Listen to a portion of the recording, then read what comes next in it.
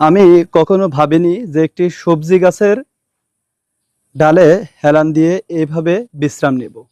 আমি অবাক হয়েছি। হয়তো আপনারাও ঠিক আমার মতনই অবাক হয়েছেন। ঠিক তেমনটাই ঘটেছে। আমাদের বাংলাদেশের মাটি সোনার চেয়েও খাঁটি। আর এ কারণেই হয়তোবা আমাদের বিভিন্ন অঞ্চলে, বিভিন্ন জায়গায় এরকম ব্যতিক্রম অনেক কিছুই আমরা দেখতে পাই।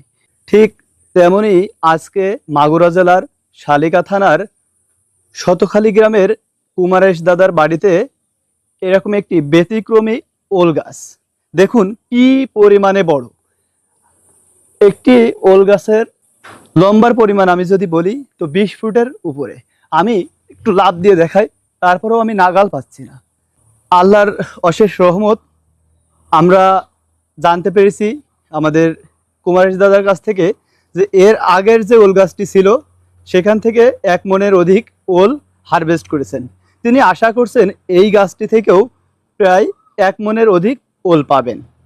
এ দেখেন এই ওল গাছটা কত বড়। এর আগে আমি যে ওলটা তুলেছি সেটা 1 মণের বেশি হয়েছে।